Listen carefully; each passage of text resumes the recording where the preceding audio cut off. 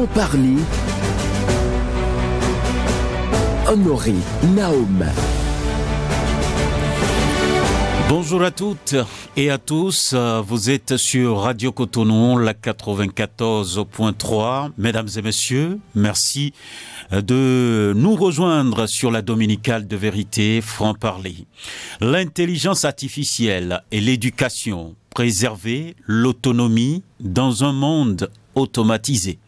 C'est sous cette bannière que l'Organisation des Nations Unies pour l'éducation, la science et la culture UNESCO a commémoré l'édition 2025 de la Journée internationale de l'éducation. C'était le 24 janvier dernier. Pour les sachants, ce thème invite à une réflexion profonde sur le pouvoir de l'éducation pour permettre aux personnes et aux communautés de naviguer, de comprendre et d'influencer le progrès technologique. Que devrions-nous comprendre par l'intelligence artificielle IA? Comment la notion est-elle appréhendée dans le système éducatif béninois? Quels sont les réels enjeux et les perspectives? Voilà entre autres les préoccupations qui seront au cœur de cette émission. Pour la circonstance, nous recevons un homme averti, le professeur Eugène C. Ezi. Il est le directeur de l'Institut de formation et de recherche en informatique. Bonjour à vous, cher professeur. Honoré, bonjour. Bonjour à tous les auditeurs et auditrices en ligne. Merci donc d'accepter notre invitation, l'invitation de Radio Cotonou. À la mise en onde de cette émission, Ghislain Agbangba, à la prise de vue, Job Chike et à la présentation, Benjamin Honoré Naoum. Le standard sera ouvert dans une quarantaine de minutes pour vous permettre, chers auditeurs et auditrices, de poser vos questions au numéro 01 40 11 17 18 ou le 01 50 52 52 73. Vous pouvez déposer vos questions via WhatsApp, des questions courtes s'il vous plaît, au numéro 50 52 52 73. À nouveau, bonjour à vous, professeur Eugène Ezi. Je l'avais dit tantôt, vous êtes le directeur de l'Institut de formation et de recherche en informatique.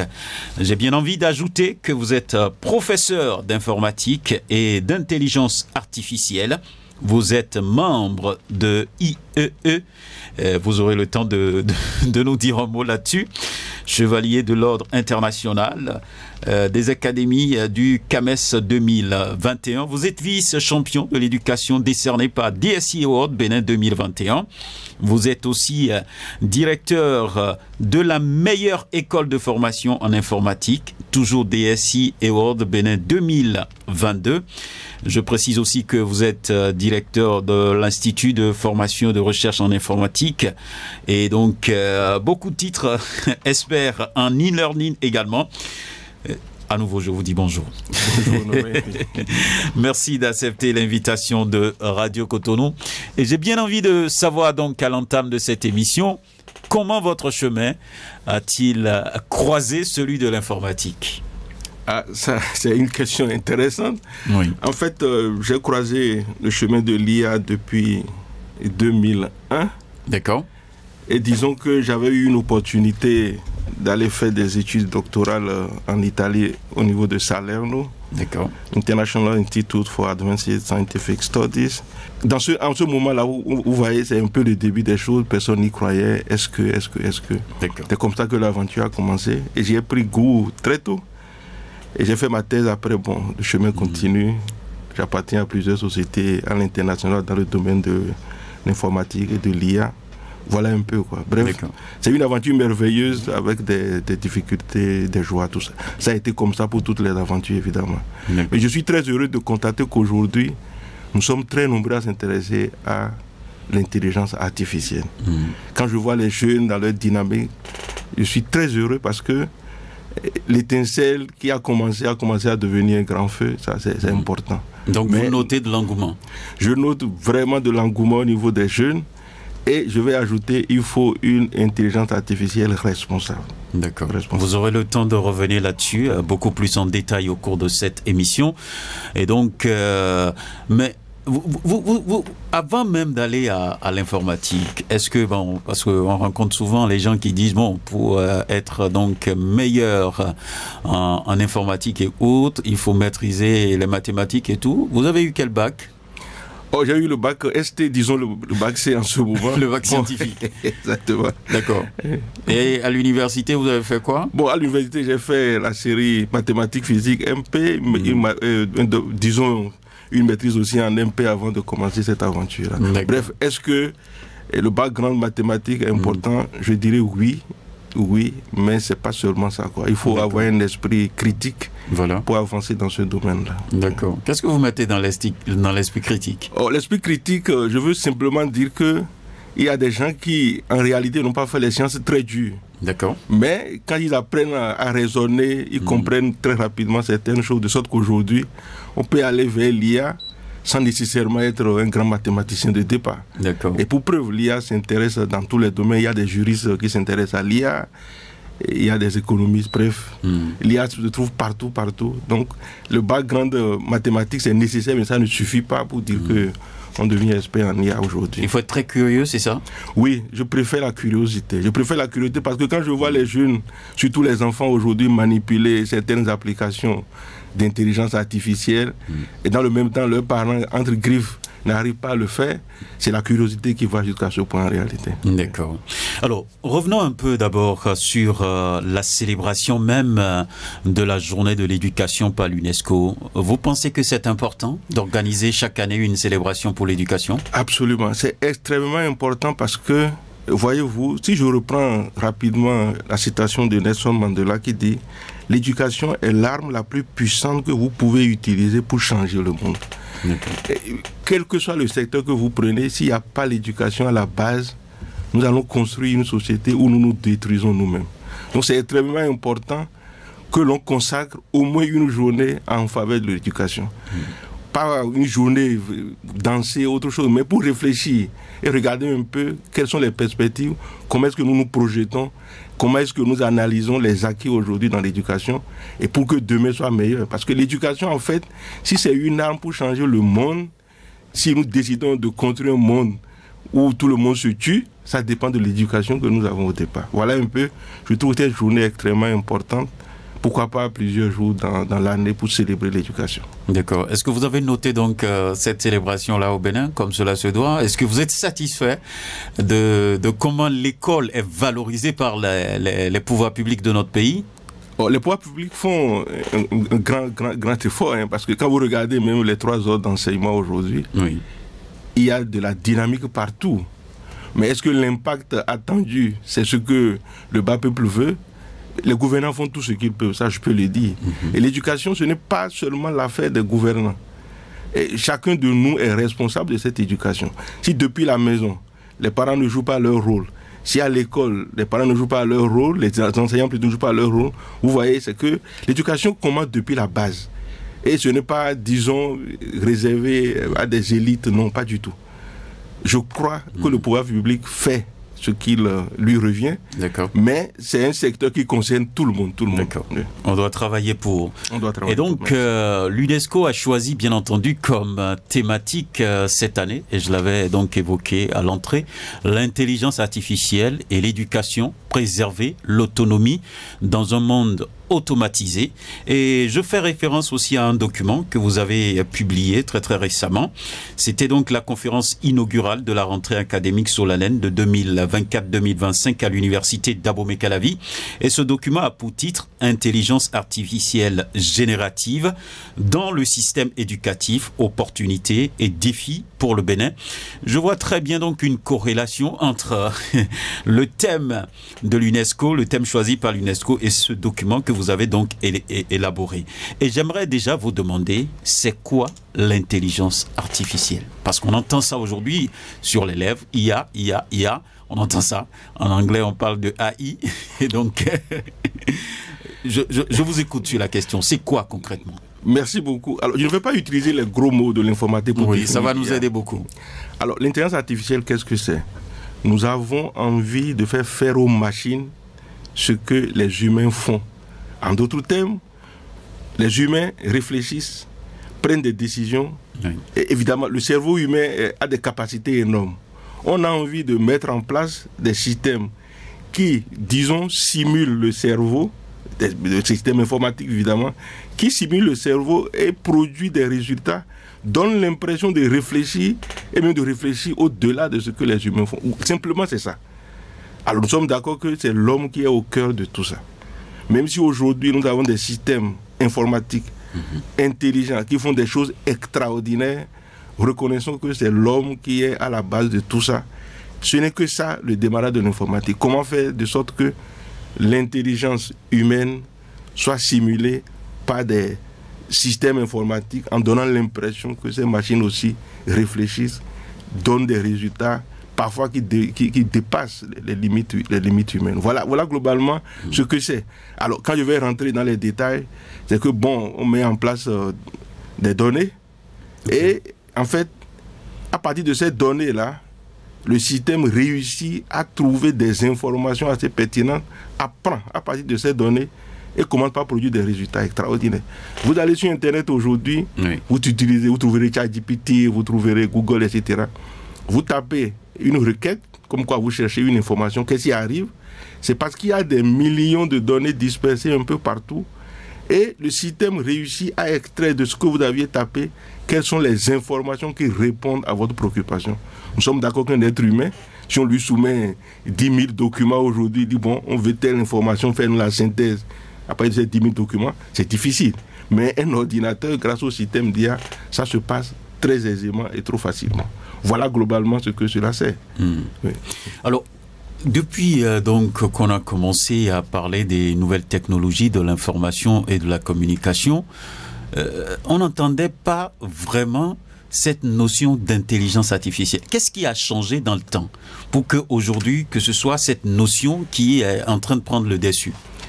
Alors, la question est très intéressante parce que l'intelligence artificielle a connu des hauts et des bas.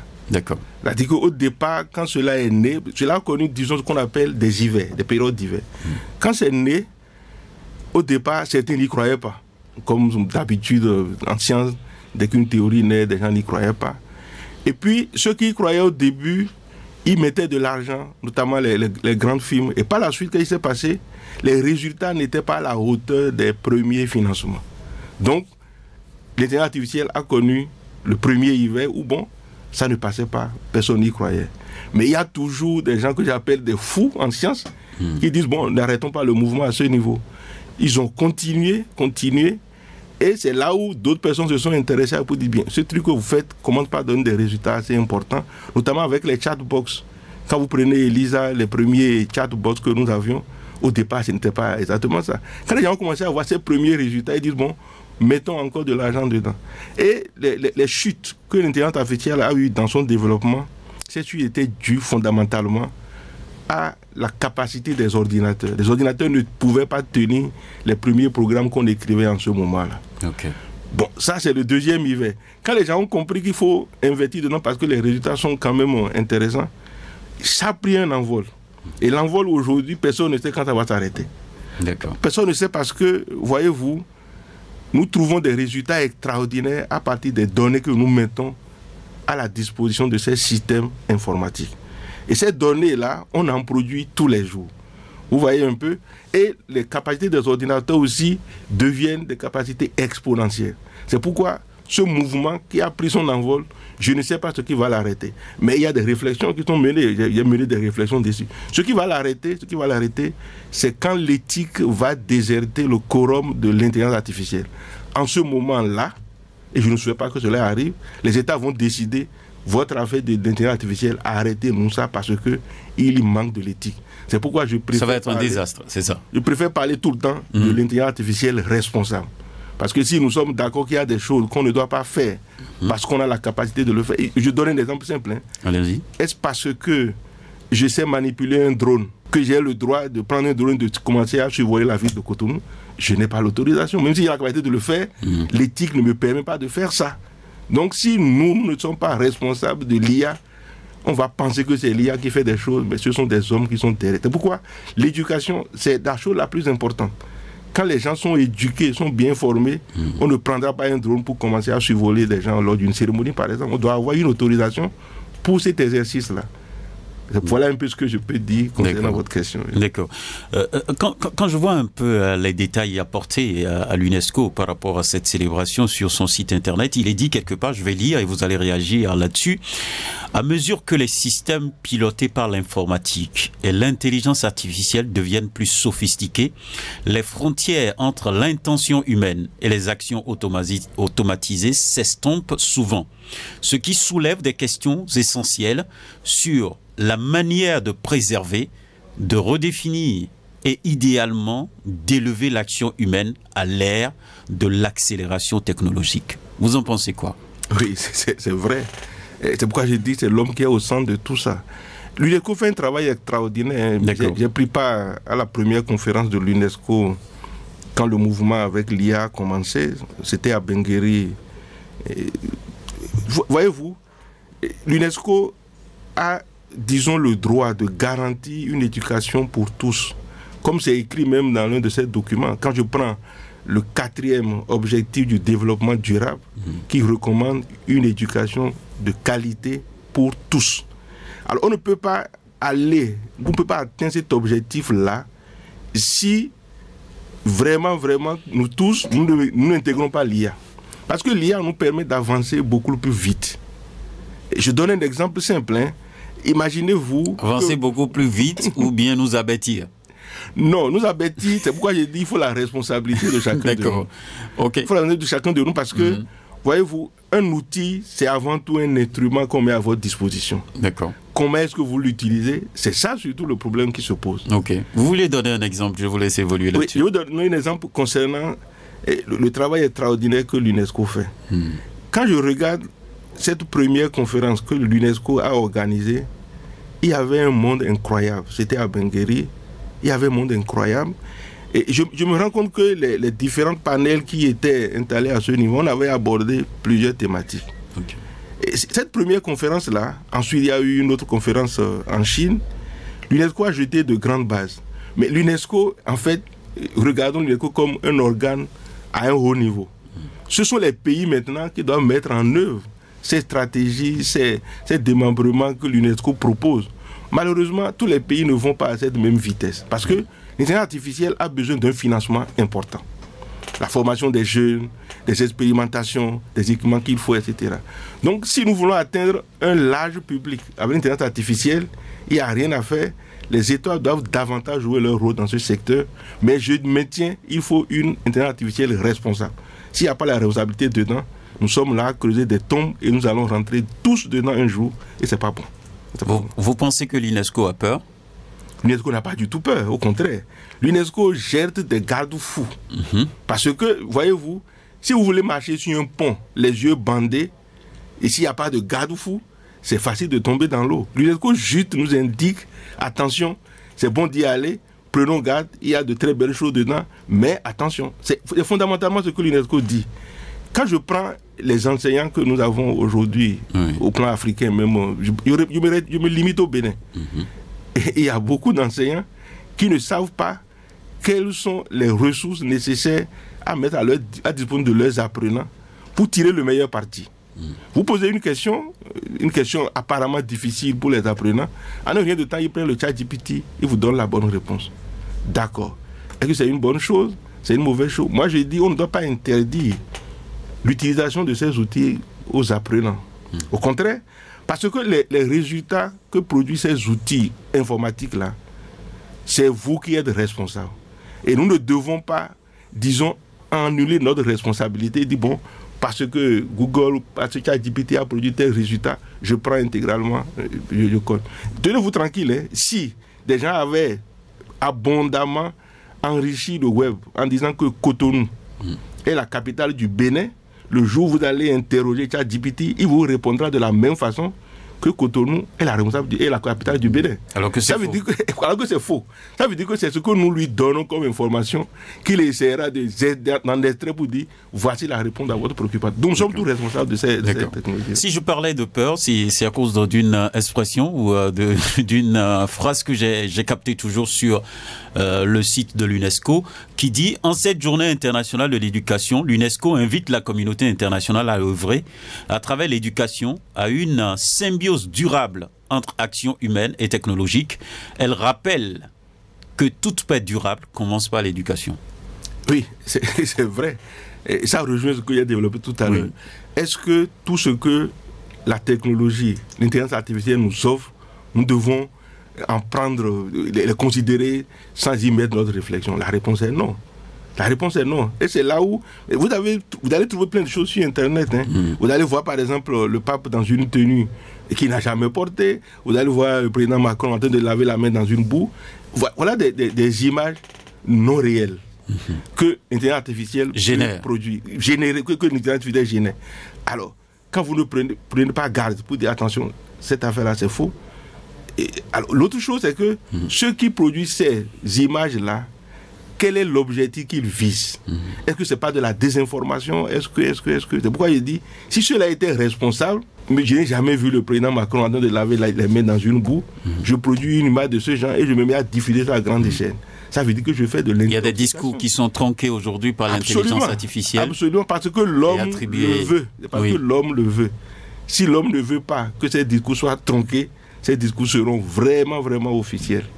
Ça veut dire que nous devons tous collaborer à une intelligence artificielle responsable. Je maintiens ce thème-là. Parce que si on ne met pas de la responsabilité au niveau de l'intelligence artificielle, nous creusons notre propre tombeau. Voilà un peu ce que je peux dire par là. D'accord. Alors, je précise que vous êtes aussi secrétaire général du réseau francophone de recherche en intelligence artificielle. Qu'est-ce que vous dites quand vous vous rencontrez?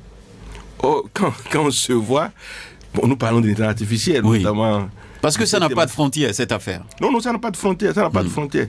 C'est l'une des choses pour lesquelles, l'une des technologies pour lesquelles la frontière n'existe pas. Si vous prenez des dispositions pour dire, bon, au Bénin, nous, on interdit telle chose, et ça se passe sur Internet. Ça veut dire que vous décidez de bloquer l'utilisation de l'Internet à tous les Béninois. Or, aujourd'hui, nous sommes d'accord que ce n'est pas possible. Imaginez-vous quand on coupe l'Internet pendant 1 heure dans le pays, regardez le tollé qui existe. Ça veut dire que puisque le mode de communication, c'est par Internet, la frontière n'existe plus. La frontière n'existe plus.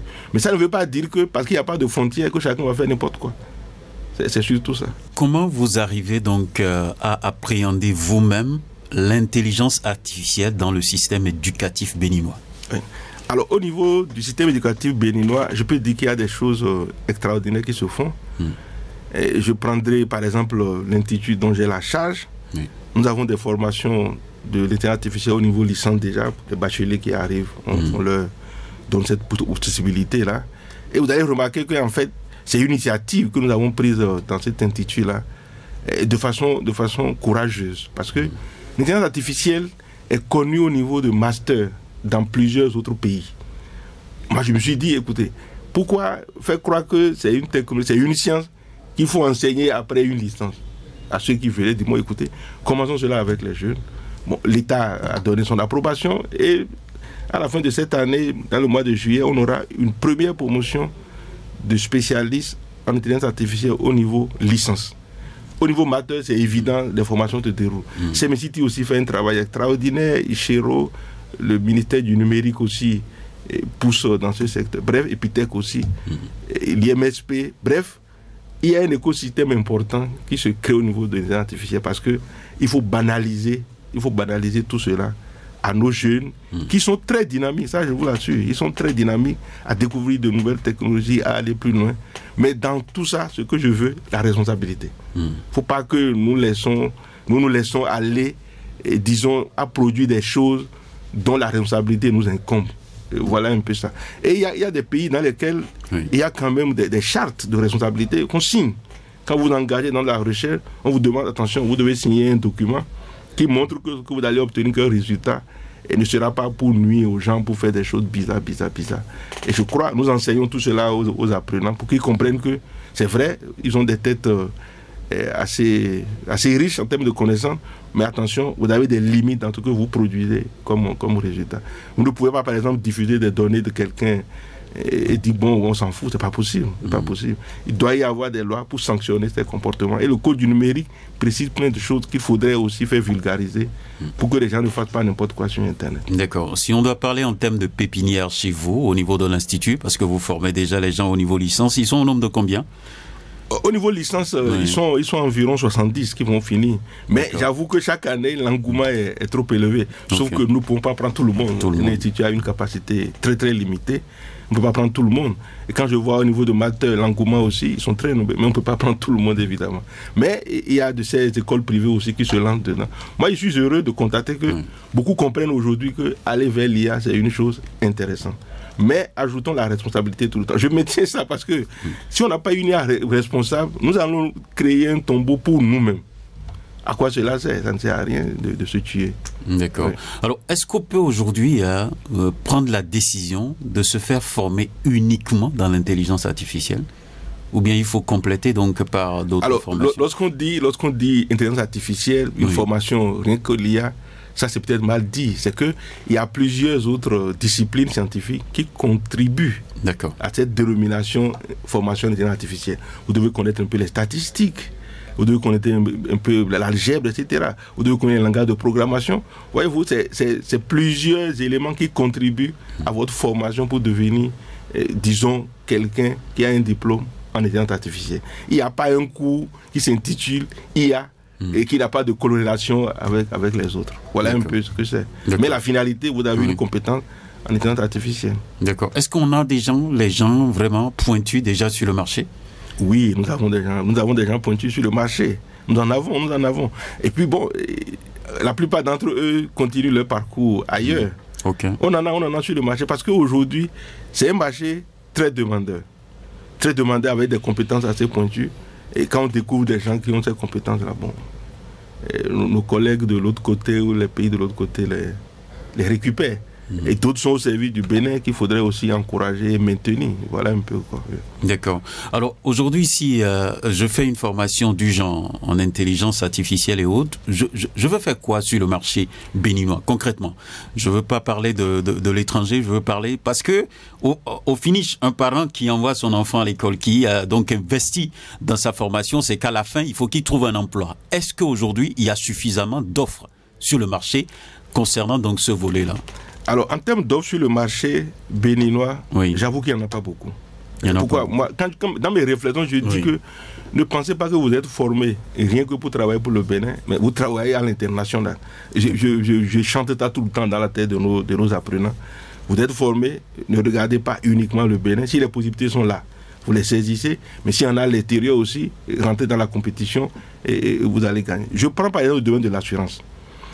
Imaginez-vous, les assureurs, ceux qui ont les compagnies d'assurance, génèrent plein de données. Et parfois, il y a des risques que vous prenez en disant, bon, je souscris à une assurance, etc. Mais s'il peut y avoir un outil d'analyse pour dire, bon, attention, n'investissez pas dans tel domaine parce que sur le marché tel que cela évolue, ça ne vous garantit rien dans 3 ans, 5 ans. C'est vrai que c'est une machine qui fait cette proposition. Mais la machine s'est basée sur des données importantes pour vous proposer cette stratégie-là. Bon, la machine peut mentir, la machine peut se tromper.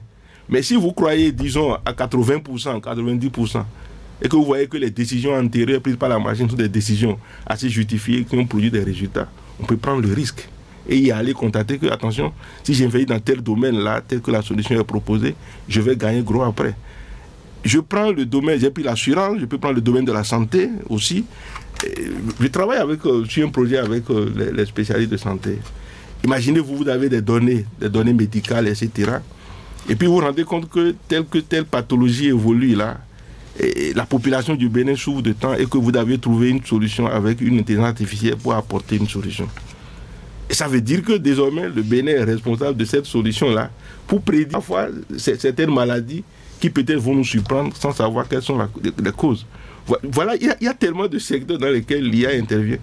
Je ne serais pas surpris si un étudiant qui finit une licence trouve un stage ou bien travaille au niveau des hôpitaux, travaille peut-être au niveau des domaines d'assurance, travaille au niveau de l'agriculture. Voyez-vous, aujourd'hui, l'agriculture ne peut plus l'aborder comme on a l'habitude de faire.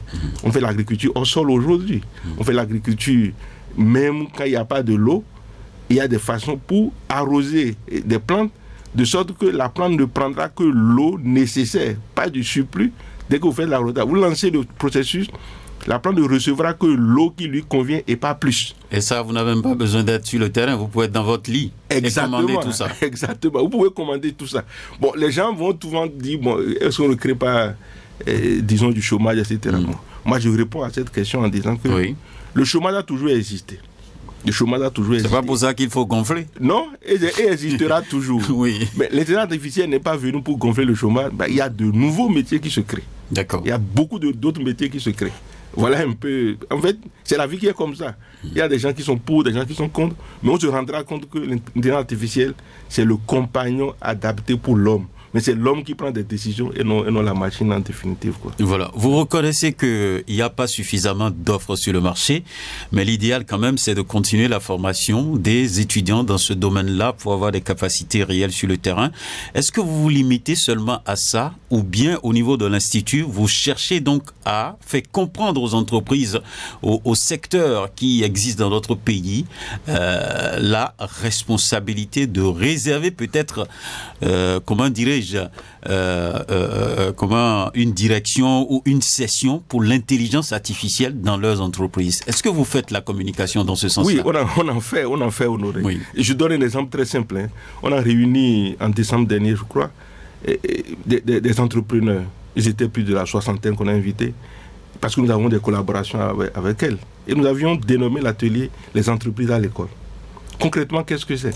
C'est de leur montrer qu'attention, il y a des potentialités, des marchés sur lesquels il faudrait aller dans vos unités. Rapprochez-vous un peu du micro. Oui. Pour leur dire qu'il y a des opportunités dans ce secteur-là qu'il faudrait capter aussi dans leur pratique. D'accord. Et il y a des entreprises qui intègrent ça.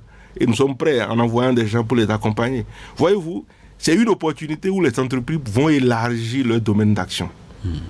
C'est vrai. À un moment donné, on va dire qu'on n'a pas suffisamment de données, mais il faut leur apprendre que la captation des données, les sécuriser, les utiliser, peut vous aider à prendre de meilleures décisions. Quel entrepreneur ne veut pas gagner de l'argent en prenant une bonne décision? Et une IA peut l'aider à faire des choses comme ça. Donc nous, on les a invités et on va répéter évidemment l'engouement qu'on a observé, c'était extraordinaire. Parce que nous tenons à ce que l'école n'est plus là fermée où il n'y a rien. On pense que les universités sont dans leur mur et ils ne savent pas ce qui va dans la société. Et ces entrepreneurs ont répondu très nombreux. Et il y en a même qui nous ont donné de l'argent pour dire on vous accompagne dans les équipements. Parce que c'était spontané, c'était au cours de l'événement que ces annonces ont été faites. Ça veut dire qu'elles comprennent qu'intégrer tout ça là, c'est extrêmement important dans leur pratique. Voilà un peu les efforts que nous faisons à petite échelle. Alors, à notre pour niveau. financer l'éducation, la formation dans l'intelligence artificielle, qu'est-ce que l'État fait concrètement? Dites-nous, sans langue de bois. Oh, langue de bois. Est-ce que l'État met de l'argent à disposition pour ça? J'aime bien l'émission parce que c'est du franc-parler. Oui, tout à fait. Alors, l'État fait ce qu'il peut. Mais ça ne suffit pas. Ça ne suffit pas parce que quand je regarde l'évolution technologique avec ce que nous faisons comme effort au niveau des différents ministères pour accompagner, je peux toujours dire que ça ne suffit pas. Parce que si je prends des enfants qui sont au secondaire et ils ne savent pas programmer, par exemple, comme il faut dans le secondaire général. Or, dans d'autres pays, c'est le b.a.-ba.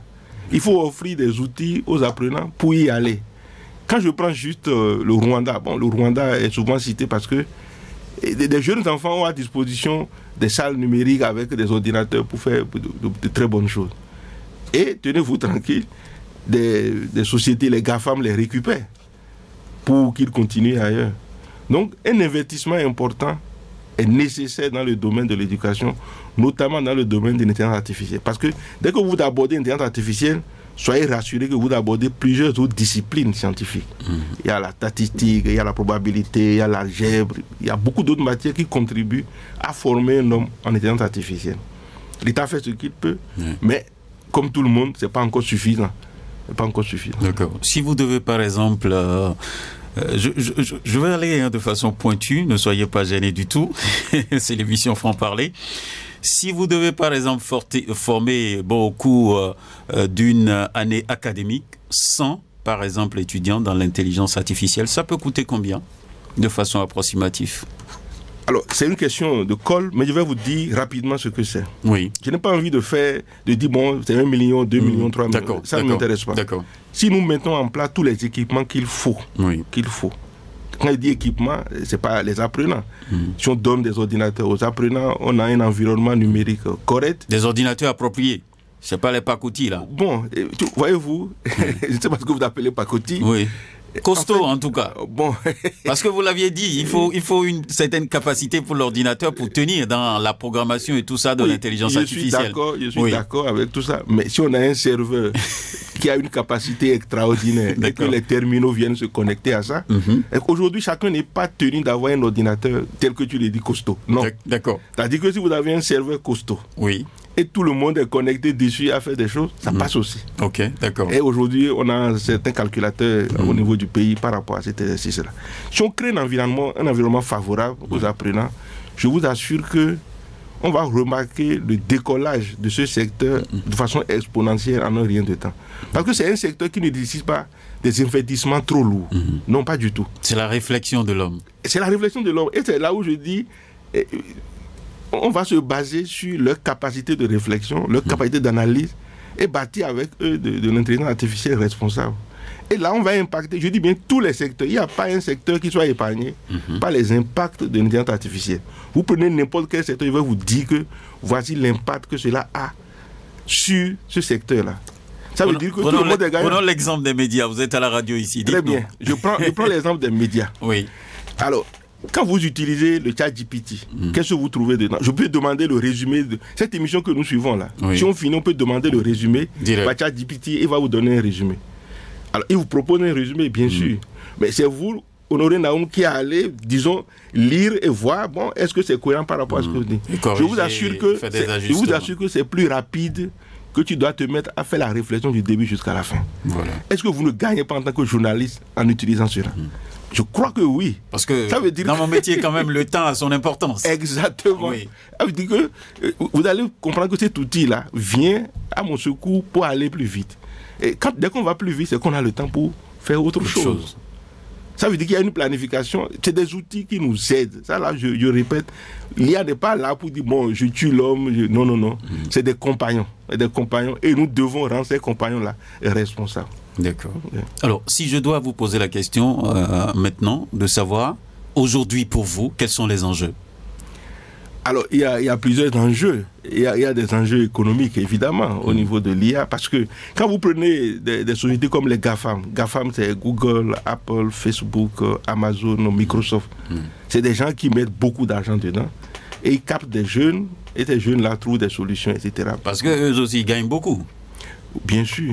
En utilisant nos données. Ah, ça c'est intéressant.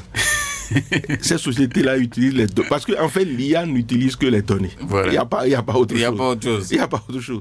Vous mettez une IA en place qui a des données derrière pour pouvoir prendre des décisions. Alors, les enjeux sont très nombreux. J'ai évoqué les enjeux économiques. Voyez-vous, si nous-mêmes, nous décidons de mettre en place des stratégies pour que nos données ici servent vraiment à produire des résultats de prédiction, on peut le faire. Ça, c'est l'enjeu économique. Quand je parle des enjeux politiques, je ne veux pas trop aller sur le terrain politique, ce n'est pas mon fort. Voyez-vous, il y a de la désinformation. Et ce qui n'est pas normal. Parce que quand vous écoutez un peu les médias, parfois... Parce qu'on peut briser quand même un parti politique avec la désinformation. Oui, vous vous rappelez des élections aux États-Unis la dernière fois. Oui. Comment Mme Harris a perdu de façon...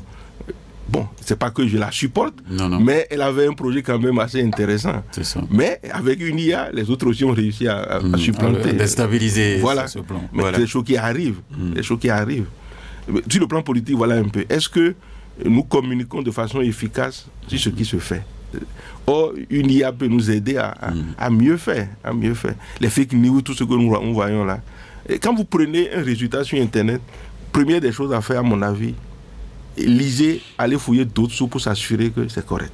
Voilà. Si vous ne le faites pas, bon, vous allez diffuser du faux à une échelle qui ne s'arrête pas. D'accord. Alors, quelles sont les perspectives pour vous aujourd'hui? Alors, en termes de perspectives, pour l'IA, moi je crois qu'il y a de très belles perspectives. Hein. D'abord, au niveau de la recherche, je vois une dynamique qui se crée. C'est extrêmement important. Et il faudrait aussi vulgariser ça. Ensuite, je vois comme perspective former et former encore. Pourquoi? Parce que la formation, je n'ai pas envie de répéter ce que Nelson Mandela a dit, c'est une arme. A dit qu'éduquer, c'est vraiment une arme. Si c'est une arme pour pouvoir changer le monde, si nous voulons changer le monde, nous devons éduquer, nous devons former. Parce que quand je prends des gens qui sont très très loin de Cotonou, qui n'arrivent pas peut-être à utiliser des outils d'IA pour chercher certaines choses, imaginez-vous, c'est une perte. C'est une perte. Donc, il faut former, éduquer, aller loin. Parce que je me dis, nous ne formons pas suffisamment dans le domaine de l'informatique d'ailleurs, ni dans le domaine de l'IA. On n'en forme pas suffisamment au Bénin. Et le peu que nous formons est récupéré. Je peux vous dire que nous avons plus de 90% de taux d'insertion chez nous à Ifri. Ces étudiants insérés là, c'est pas qu'ils sont tous au Bénin, non? Ils ont de gros salaires dans d'autres pays, etc. Voilà. Est-ce que c'est une perte quelque part? Oui, mais quelque part c'est une fierté pour nous parce que ils parviennent à compétir. Ils arrivent à briller à l'international. À briller à l'international, c'est pas mauvais aussi de ce côté-là. D'accord. Mais quand même, on a besoin d'eux ici. Oui. On a besoin d'eux ici, et il y en a ici, et il faut les maintenir. C'est pas à moi de les maintenir, nous sommes d'accord. Et qui doit le faire, les entreprises ou bien l'État? Tout le monde. D'accord. Tout le monde. Mais parce que regardez un peu, je vais vous donner un exemple très simple. Vous engagez un informaticien, vous lui payez un salaire de 150 000 francs le mois, niveau licence. Mais il va vous ridiculiser, il dit bah, je m'en vais. Parce que juste à côté, on lui propose plus. On lui propose plus. Et j'ai un exemple assez frappant. J'ai eu une étudiante qui a fini. J'aime bien l'exemple là parce que elle est allée auprès d'un entrepreneur lors de l'entretien. Elle a demandé 250 000. Son premier emploi. L'entrepreneur a dit non, personne n'est à ce montant chez nous. C'est pas possible. Comment ça? Elle était ferme que rien ne peut diminuer cet argent-là. L'entrepreneur m'a appelé pour dire bon, vos enfants là, ils sont très gonflés. Hein. Comment se fait-il que pour son premier salaire, elle réclame 250 000? Il a dit non, faisons l'expérience avec elle. Engageons-nous, a dit bon, je te propose 300 000. Mais je ne te donne rien pendant les 3 mois. Mais si tu as de très bons résultats, et je vais te maintenir. Parce qu'on peut être dans une entreprise et avoir des salaires différents. Parce que l'intérêt que chacun porte à l'entreprise, c'est vraiment différent. Parce que on lui avait proposé un enjeu économique pour engranger des sous dans l'entreprise. Tenez-vous tranquille, l'entrepreneur a accepté. La fille a accepté aussi de ne pas être payée pendant les 3 mois. Mais à la fin, l'entrepreneur l'a déclaré même avec d'autres avantages. Et lui payait 300 000 francs le mois. Vous voyez, vous savez dire que les gens ne se vendent pas leurs compétences. Effectivement. Dès que vous êtes compétent, on peut vous payer tout ce que vous voulez parce que les résultats vont accompagner. Voilà un peu cette dynamique. Donc si des gens sont maintenus avec des tâches précises, avec des consignes très claires, si les résultats suivent, les entrepreneurs ne vont pas hésiter parce que ça engrange suffisamment de sous au niveau de l'entreprise. D'accord. Je vais parler rapidement de la conférence inaugurale de la rentrée académique solennelle 2024-2025 chez vous. Vous avez parlé de l'intelligence artificielle générative. Le mot générative, là, ça vient d'où? Alors, intelligence artificielle générative, qu'est-ce que c'est? C'est que c'est une intelligence artificielle, bien sûr, qui en fait se base sur différents types de données pour extraire des informations. Quand vous prenez par exemple le ChatGPT, vous pouvez lui poser une question en anglais. Et il vous répondra en anglais. Vous pouvez poser une question en allemand et il vous répond en allemand. Ça veut dire quoi? Il a pu créer tous ces documents-là et récupérer tous ces documents et peut faire des traductions par rapport à votre préoccupation. C'est ça en fait. Ça dit qu'on parle des données massives venant dans plusieurs langues, etc. Et on peut en extraire de l'information. C'est ça, l'intelligence artificielle générative. Parce que ça peut générer de l'information à partir des données que vous lui fournissez, etc. Ça peut faire une synthèse, ça peut faire... Même quand je faisais cette conférence-là, j'avais composé un hymne pour l'université d'Abomey-Calavi de façon artificielle. Ah bon? Oui, bon, c'est des choses qu'on peut faire aujourd'hui avec l'intelligence artificielle. Mais la question, qui est l'auteur de cet hymne-là?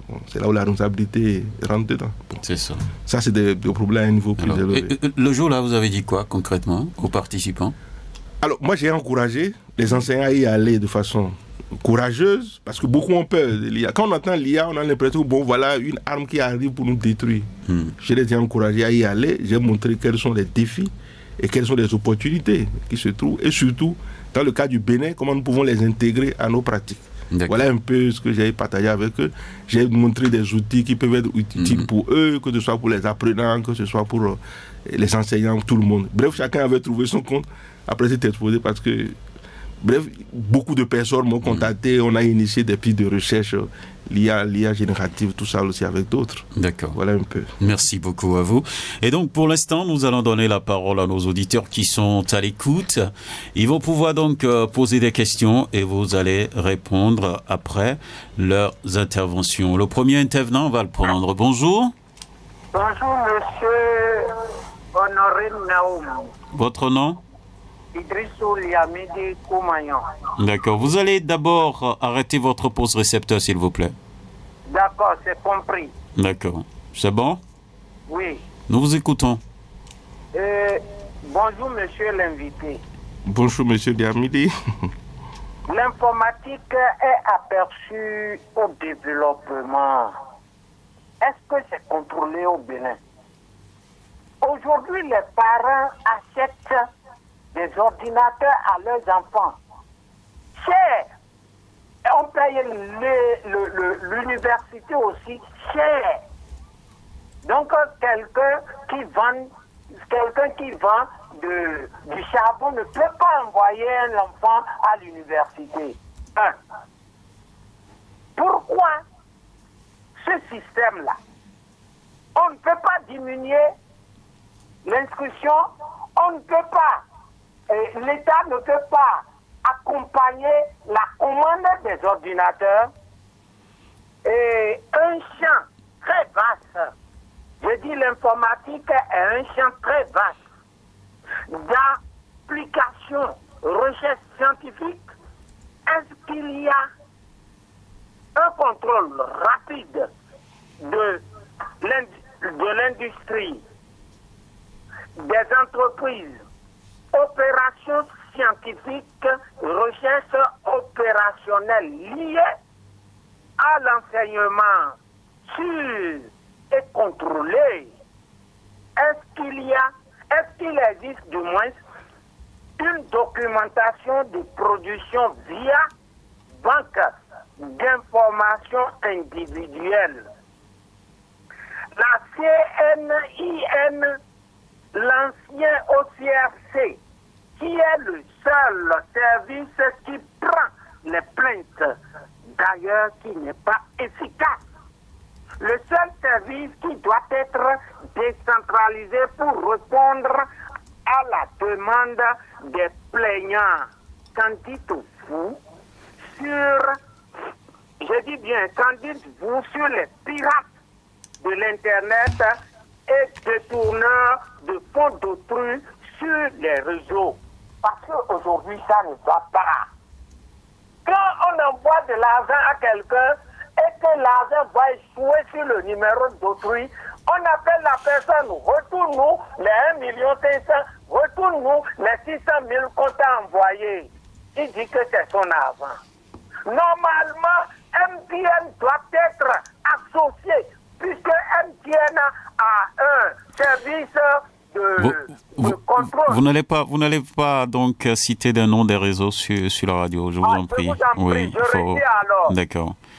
Merci. Donc, oui. je suis dans de problèmes comme ça. Depuis 1 an et demi, je suis en train de réclamer. D'accord. La CNI est incapable d'arrêter les gens et le réseau est incapable de me retourner les 137 000 restants sur les 600 000. D'accord.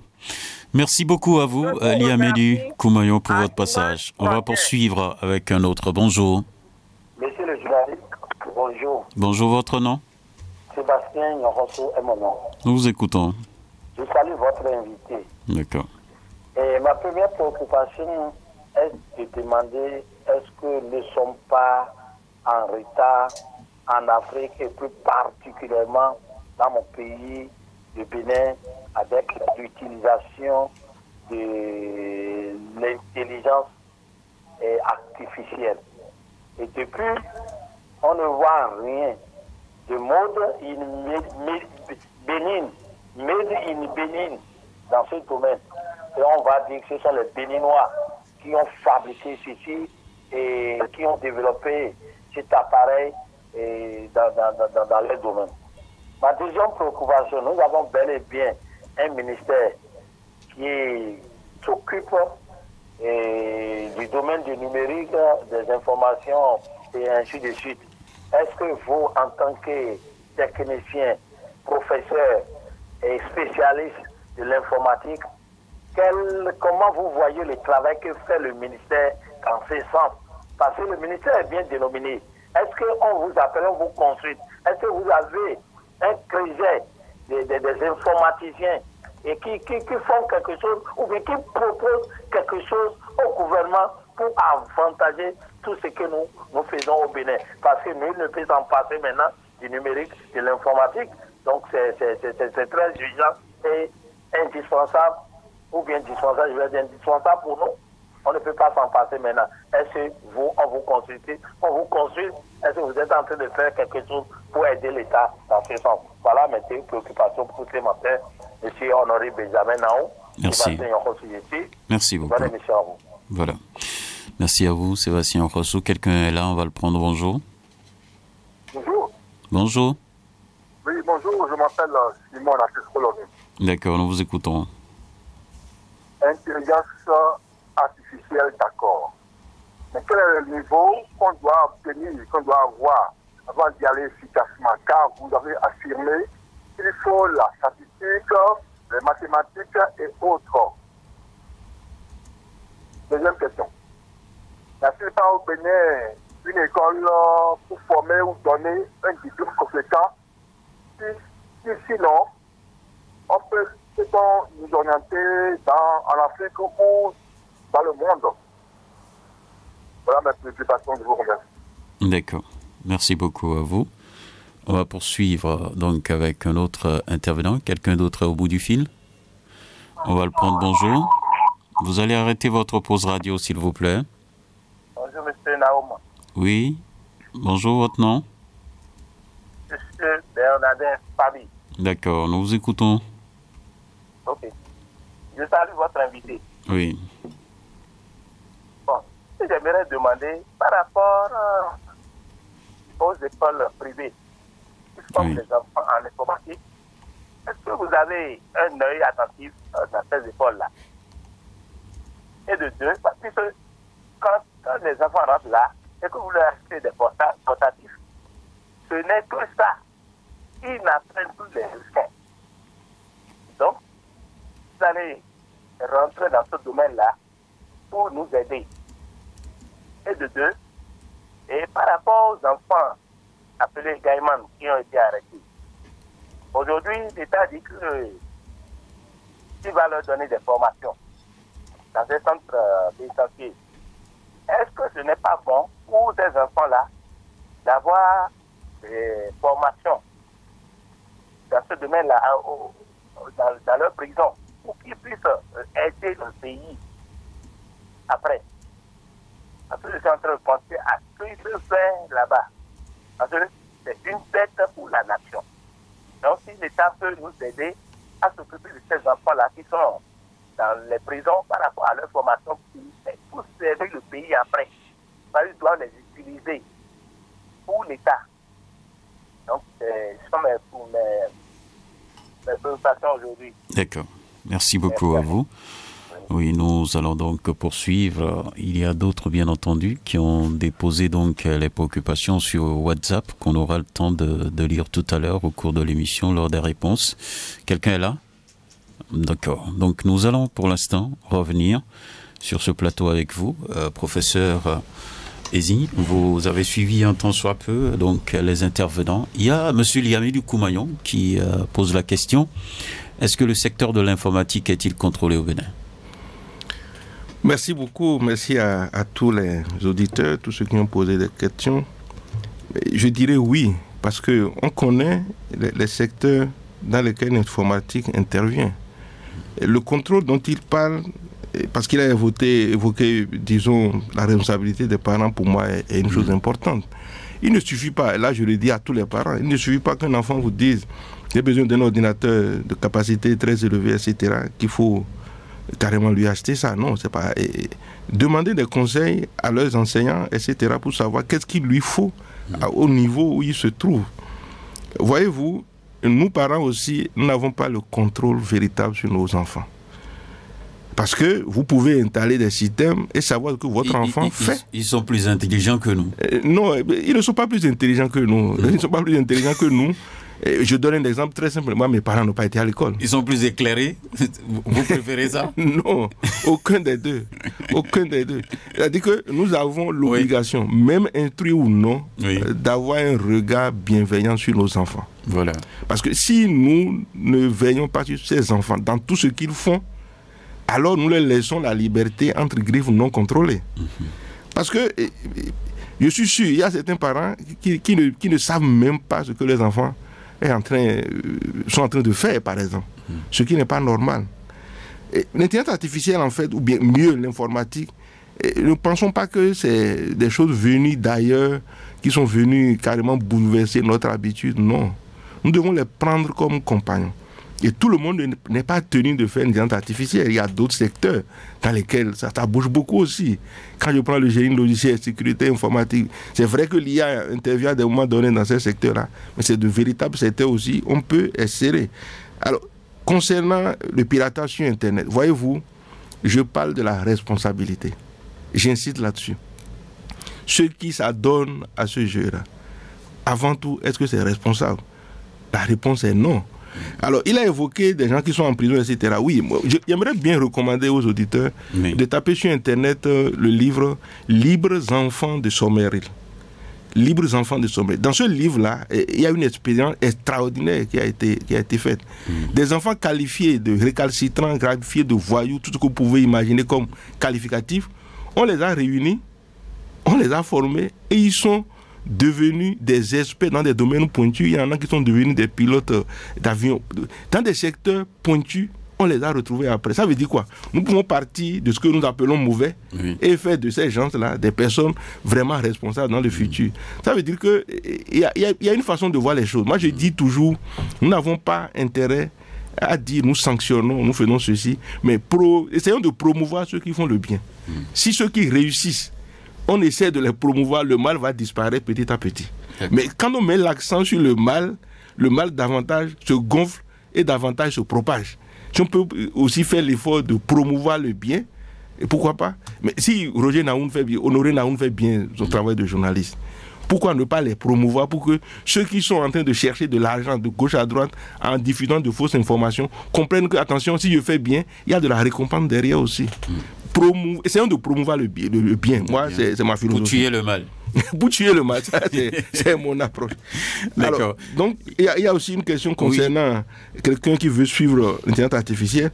Oui, je dis les mathématiques, la statistique, l'algèbre, voyez-vous, les sciences entre griffes dues ne sont pas des sciences difficiles. Et on peut mener, on peut conduire des enfants à s'intéresser à ces choses à travers de petites astuces, etc. Donc je me dis, ceux qui veulent s'intéresser à l'IA, c'est vrai, on a besoin d'un bagage scientifique au départ, mais on peut les modeler, on peut les former pour. Mais en même temps, tout le monde ne doit pas faire l'IA. Tout le monde peut être informé de ce que c'est. Et quels sont les risques, quels sont les avantages? Attendez. Je marque une pause sur ce que vous venez de dire. Tout le monde ne fera pas l'IA. Non, mais tout le monde peut utiliser l'IA. L'IA. Oui. D'accord. Expliquez-nous. Très bien. Oui. Vous, en tant que journaliste, Honoré Naoun, dans cette radio Cotonou, vous pouvez très bien, dans votre métier, utiliser l'IA pour vite avancer. D'accord. Mais vous n'êtes pas tenu de s'intéresser aux algorithmes, comment c'est fait. La programmation et tout ça. Vous n'avez pas besoin d'aller là. Par contre, il y a d'autres qui sont destinés à aller là. C'est ce que j'appelle des spécialistes d'IA. Eux, ils descendent dans le code, ils écrivent des programmes, etc. Ceux-là, je les appelle des spécialistes. Ils travaillent à rassembler les données, exactement, à les mettre à disposition. Et à produire. Et moi, je vais juste pour y puiser. Toi, tu peux, exactement. D'accord. Même dans l'agriculture, on peut utiliser l'IA sans être spécialiste d'IA. Voilà un peu la nuance entre les deux. D'accord. Donc tout le monde n'est pas tenu à devenir spécialiste en IA en termes de production, en termes de réalisation de programmes informatiques dans ce sens. Mais on est des consommateurs de l'intelligence artificielle. Il y en a qui produisent. Là, je reviens à la question de la troisième personne. Oui. Des made in Bénin en termes d'application d'IA, on en a beaucoup. Sauf qu'il n'y a pas un inventaire qui est fait quelque part. Je vous assure que nos étudiants produisent des applications que je peux appeler Made in Benin en termes d'intelligence artificielle. Donc ne pensons pas que tout nous vient d'ailleurs. Il y a des choses qui sont réalisées localement chez nous. Sauf qu'il n'y a pas un crédit pour dire, bon, ça c'est du Bénin, ça c'est du Togo, ça c'est etc. Voilà un peu ce que je peux dire par rapport à ça. D'accord. Remontons un peu sur l'intervention de Liamidi Koumayon. Quelque part, il dit que la formation coûte cher. Non, la formation coûte cher, voyez-vous, ce n'est pas nous qui fixons les prix des formations dans le public. Il y a un texte qui dit, voici ce que vous payez en tant qu'étudiant, en tant que boursier, etc. etc. Ce n'est pas nous qui fixons les prix. Mais maintenant, cher par rapport à quoi? Regardons de très près la cherté dont il parle, c'est par rapport à quoi? Faisons l'analyse comparative. Oui. Vous avez été à l'école. Oui. Bon, aujourd'hui, là, il faut voir le coût. Oui. De la formation. Si on fait déjà cette analyse, mais des fois on se pose la question, mais on peut tenir jusqu'à la fin? On peut surtout les jeunes parents qui sont là aujourd'hui, qui réfléchissent à comment leurs enfants, peut-être l'enfant qui est CM1 ou vient d'avoir le CEP, on regarde le chemin qui reste encore, on voit le montant qu'on dépasse chaque année, on se pose la question si on peut tenir. Je suis d'accord avec cette analyse, avec cette réflexion. Oui. C'est là où l'État doit jouer un rôle important pour accompagner. Je donne un exemple simple. Oui. Vous prenez le Sénégal, dès que vous avez le baccalauréat, l'État vous octroie un ordinateur pour votre parcours académique. Quelque part, ça soulage les enfants. Il y a des accompagnements que nous pouvons espérer de l'État. D'accord. Mais nous, parents aussi, nous avons notre rôle à jouer.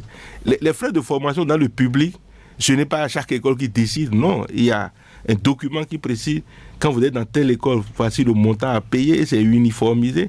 Quand vous êtes dans une faculté, voici ce qu'il faut payer. J'avoue que certains parents n'ont pas la possibilité de payer tout ça. C'est là où l'État vient maintenant pour dire, j'accompagne. Si l'État offrait des ordinateurs à tous les apprenants, par défaut, tous ceux qui ont le bac, vous voyez que quelque part, ça soulage ceux qui doivent aller dans les formations en informatique où l'ordinateur devient indispensable. Et des collaborations, des initiatives de ce genre, aujourd'hui sont faciles.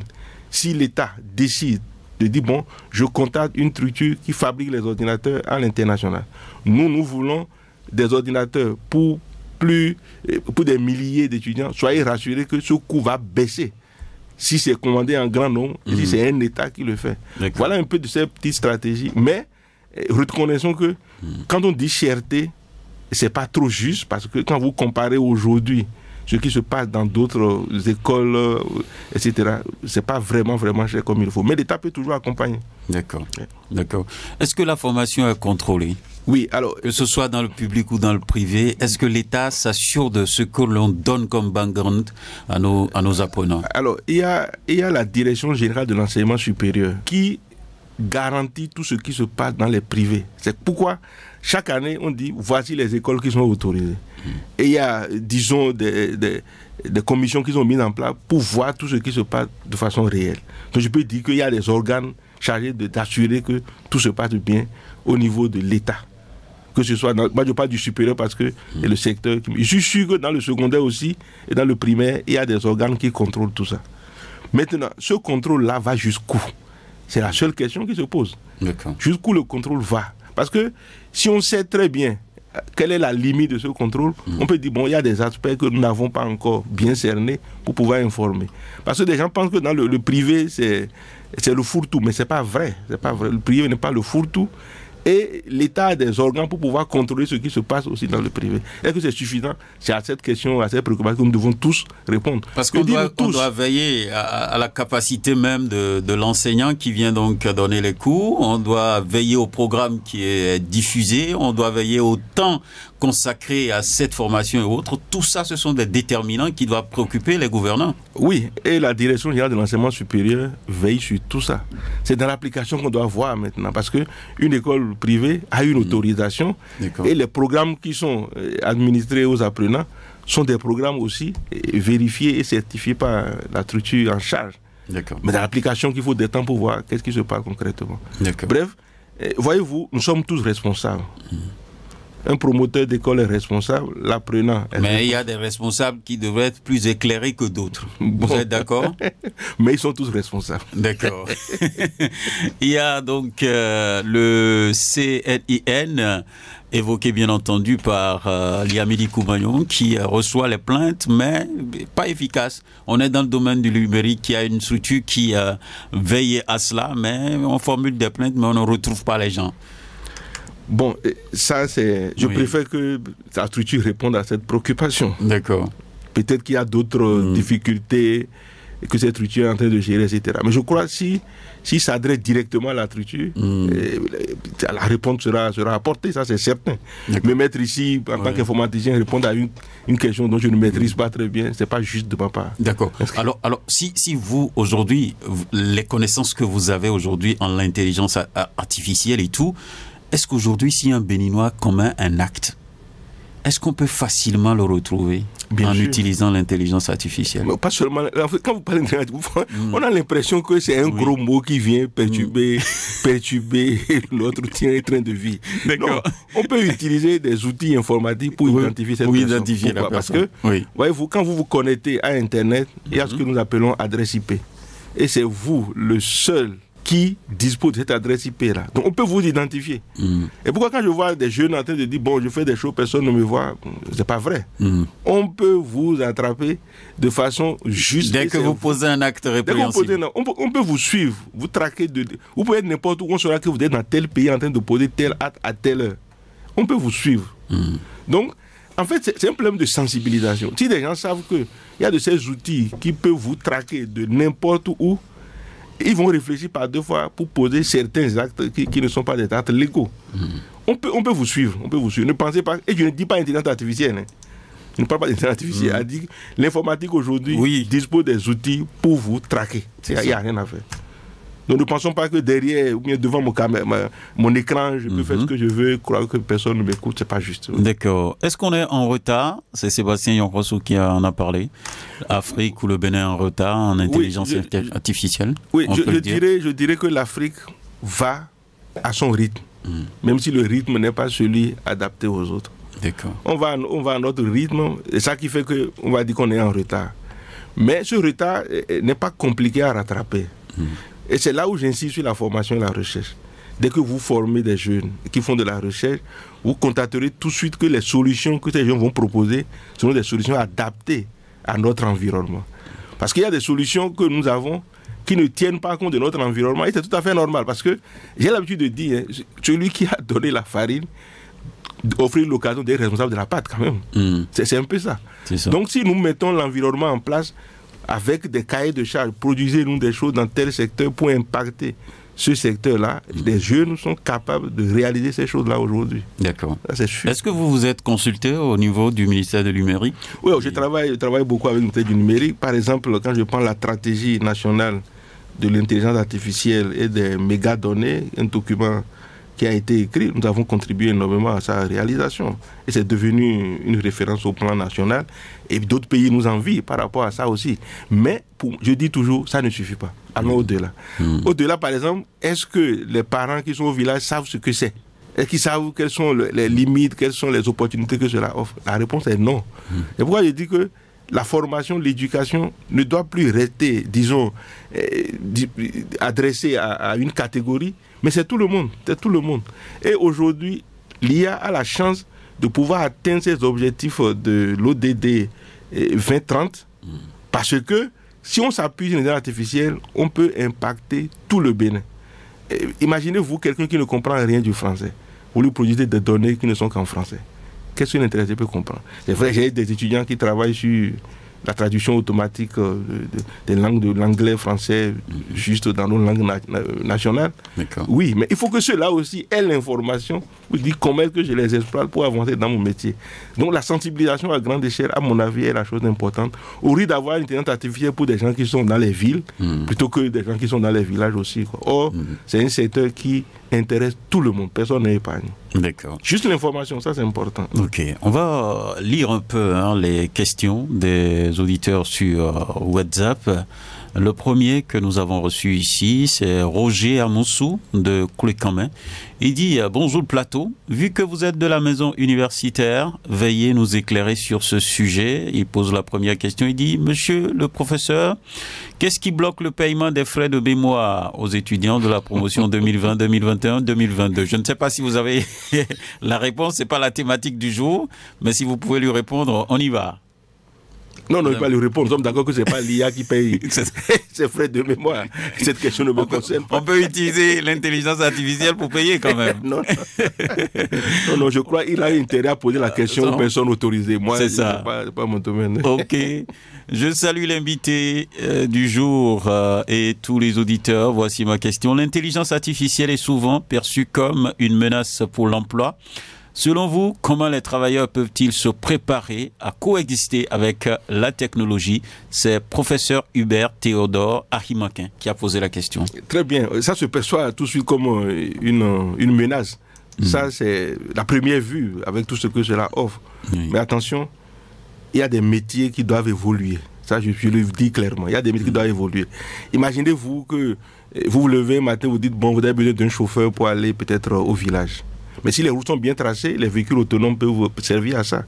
Ça veut dire que le métier de chauffeur, sous d'autres cieux, commence par ne pas devenir un métier auquel il faut s'accrocher. Ce que je vous dis là, c'est... Moi, j'ai vécu ça.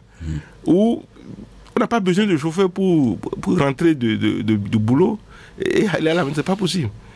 Imaginez que vous travaillez qu'à 22h, 23h. Le chauffeur sera là en train de vous attendre. Il a aussi une famille quelque part. Les enfants ont besoin de le voir. Et lui dit, moi, je suis chauffeur. C'est compliqué. Comme si on s'en fout de sa vie familiale pour dire que lui, il est chauffeur, il a qu'à attendre qu'à 23h. Il conduit le patron au boulot à 8h et il est là à errer jusqu'à 22h, 23h minuit. Bon, c'est toi qui as développé ça en plus. Il est là, il ne participe à rien du tout, il attend dans la voiture ou bien il sort pour parler avec d'autres chauffeurs et c'est comme ça, la vie de routine. C'est toi qui as développé ça. Oui. Moi, je n'ai pas dit ça. D'accord. Ça veut dire qu'il y a d'autres choses qu'il peut faire. Il y a des métiers qu'il faut privilégier par rapport à ce genre de choses. Mais le patron a besoin de rentrer. Mais si son véhicule autonome peut le conduire chez lui tranquillement, parce qu'il est fatigué, c'est pas une bonne chose ça? C'est une bonne chose. Oui, bon, il y a des choses qu'il faut revoir dedans. Il n'y a pas que des menaces, il y a des opportunités qu'il nous faut véritablement aussi saisir. Et il y en a beaucoup. Ok. Il y a François Kossou qui dit mes salutations, bravo pour vos différents diplômes. C'est ce que lui dit d'abord. Il dit première question, quelles sont les recherches qui impactent réellement à ce jour la vie d'abord des Béninois et du monde entier? Alors, c'est une question qui m'intéresse beaucoup. D'accord. Je prends le domaine de l'agriculture. Je prends le domaine de l'agriculture. L'agriculture n'a pas connu un succès aussi foudroyant parce que l'intelligence artificielle est arrivée à l'intérieur. Nous sommes aujourd'hui à ce qu'on appelle dans le jargon des informaticiens et des agronomes agriculture 5.0. Simplement parce que on y a mis beaucoup de technologies. On y a mis beaucoup de choses de sorte que devenir aujourd'hui un entrepreneur dans le domaine de l'agriculture, c'est une chose facile. C'est vrai qu'il y a un investissement de départ. Tout à l'heure, Honoré disait que de la maison, tu peux surveiller tout ce qui se passe dans son champ. C'est intéressant. Et vous pouvez, disons, cercler un espace suffisamment grand aujourd'hui sans demander aux humains avec les forces physiques de dire, bon, vous avez la roue, mettez-vous au travail. Donc il y a tellement de choses aujourd'hui pour se lancer dans le secteur de l'agriculture et avoir des résultats très probants. Ça là, c'est prouvé. Sauf que bon, les pays ne vont pas à la même vitesse. Je prends le domaine de la santé. Le domaine de la santé aujourd'hui, voyez-vous, alors je vais partager avec vous une statistique assez alarmante. En Europe, en général en Europe, où on a un médecin pour 100 habitants, quand on descend au niveau de l'Afrique, parfois on a un médecin pour 10 000 habitants. Vous voyez un peu les cas là. Bien. Ça veut dire que nous avons très peu de médecins au niveau des pays africains. Mais si cette technologie d'intelligence artificielle peut aider les médecins, peut les assister, je dis bien assister, l'IA ne remplace pas le médecin. À assister le médecin dans son travail, si le médecin doit peut-être consulter en temps normal 10 patients par jour, il peut aller à 30 en un rien de temps. Parce qu'il y a un outil là qui l'aide à mieux... à fournir quelques informations. Exactement. Il va vous donner l'historique, vous donner toutes les informations. Et ça vous aide. Au lieu de dire, bon, va me chercher à la radiologie, le scanner que tu as fait, rendez-vous dans 2 mois, etc., etc. Ça veut dire que c'est un outil qui nous aide à avoir de vrais compagnons dans ce... Là, c'est le domaine de la santé. Je prends le domaine de la culture. Nous sommes en train de promouvoir la culture suffisamment au Bénin. Oui. Mais on peut, dans ce secteur-là, à cause de l'intelligence artificielle, engranger d'énormes ressources. Vous pouvez faire visiter à un étranger en 3D tout ce que vous avez comme richesse de la culture au Bénin. Comme ça, il est impacté, il vient découvrir. Et en venant découvrir, je suis sûr qu'il va dépenser des sous, etc. Et ça, c'est le domaine de la culture. Je prends le domaine de l'éducation, où nous crions, on n'a pas suffisamment d'enseignants. Et c'est vrai, on n'a pas suffisamment d'enseignants. Nous pouvons intégrer l'intelligence artificielle pour accompagner les enseignants, accompagner les apprenants dans leurs tâches. Et ça aussi, c'est efficace. Parce que quand l'UNESCO dit d'ici 2030, nous aurons l'éducation pour tous de qualité, si on ne s'appuie pas sur l'intelligence artificielle, on ne pourra jamais atteindre cet objectif de l'ODD. Donc l'IA peut nous aider. Moi, je viens de citer 4 domaines. Et je vous assure, vous prenez n'importe quel domaine, je suis prêt à donner des exemples pour vous montrer que l'IA peut accompagner. Mais je tiens toujours à une IA responsable. D'accord. Ouais. Merci. Deuxième question de Françoise Kossou. Qui dit quelles sont les applications et programmes que notre IFRI a pu mettre à disposition pour nous-mêmes, rendre utile et aussi vendre à la sous-région et au monde. Très bien. Et ça, c'est une question très intéressante. Oui. Et nous avons une particularité au niveau de l'Institut. Chaque apprenant, lors de sa soutenance, est tenu de produire une solution qui impacte. Chacun. Et tenez-vous tranquille. Une solution informatique. Une solution informatique, évidemment. Si on est dans un institut informatique. Tenez-vous tranquille. Nous mettons sur le marché au minimum 150 voire 200 étudiants par an. Et chacun d'eux a des solutions. Il y en a même qui créent des entreprises. Déjà, on les encourage à avoir leur propre initiative d'entreprise. Déjà, certains en première année, d'autres en deuxième année, etc. Donc, ils prennent déjà le contrôle d'être un entrepreneur. Je donne un exemple simple. Il y a un étudiant, et là, ça me plaît énormément. Son papa fait de la pisciculture. Et lui, mon papa n'a pas été à l'école, il fait de la pisciculture. Lui, ayant été à l'école, a produit une application pour surveiller le champ, c'est-à-dire la pisciculture de son papa. Et aujourd'hui, le revenu est plus élevé parce que lui, il a mis son intelligence, ce qu'il a reçu en informatique, pour accompagner le papa dans son secteur. Cet étudiant a refusé d'aller dans une entreprise pour dire « je viens le matin, je quitte à 18h », il est au service de son papa. Et le montant, évidemment, les ressources ont augmenté. Voilà juste un étudiant qui a appris des choses, il a mis cela au service des activités de son papa, et ça marche.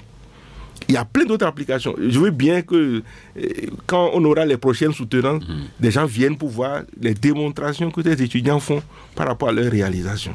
D'accord. Voilà, il y a beaucoup d'applications que les étudiants proposent par rapport à ces choses. D'accord, merci. Il y a un autre, il dit « Je suis Sunil Azon.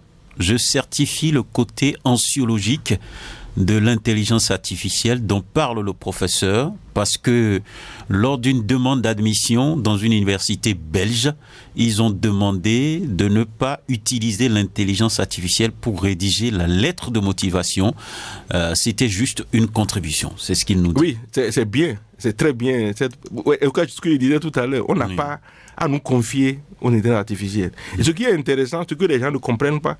Quand vous rédigez des documents avec l'IA, il y a des outils encore d'intelligence artificielle qui détectent que c'est l'IA qui a rédigé ça. Ça, c'est intéressant.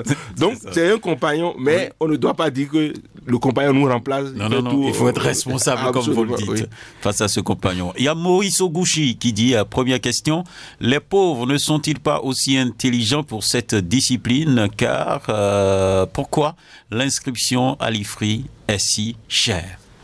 Finalement, il faut combien pour se faire former chez vous? Parce que tout le monde en parle là.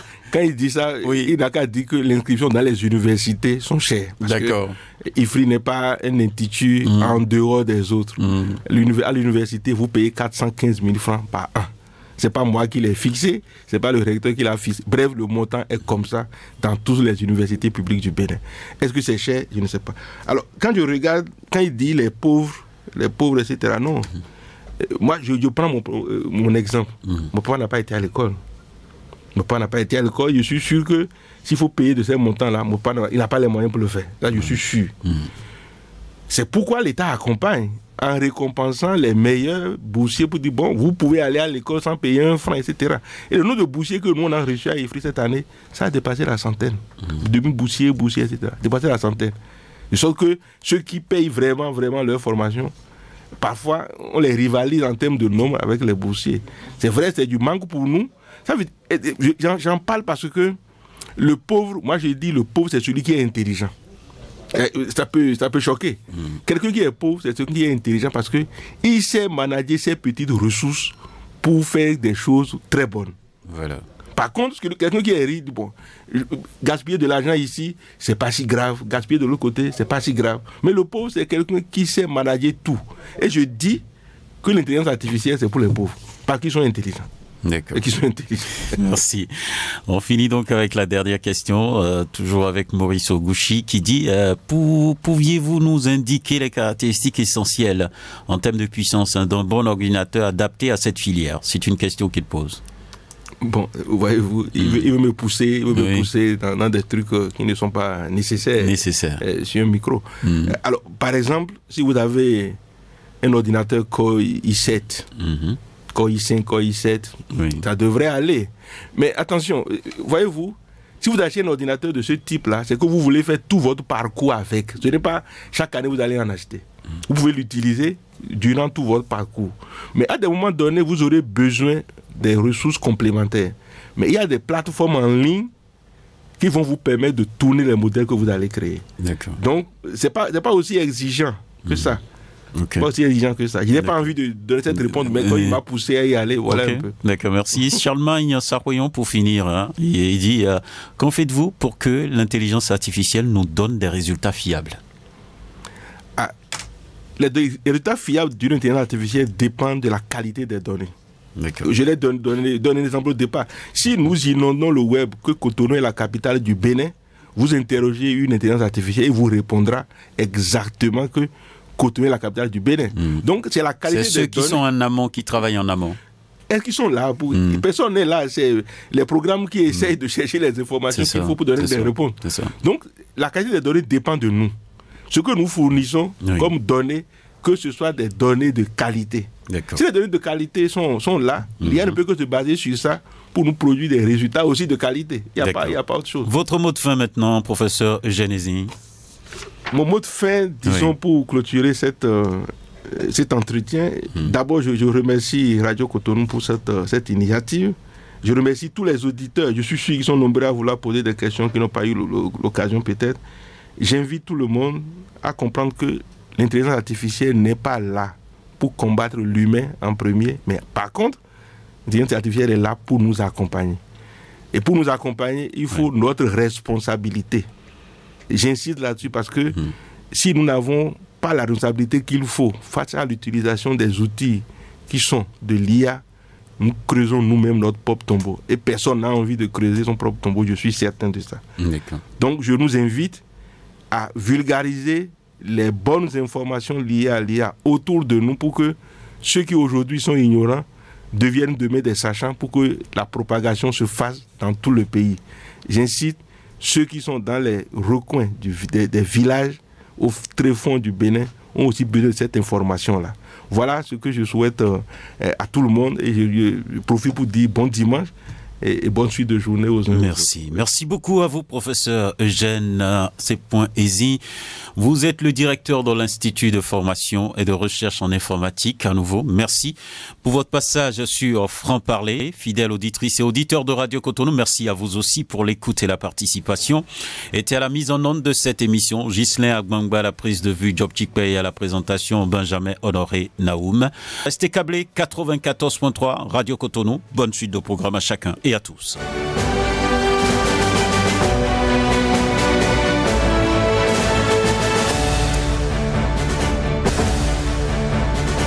Franc-Parler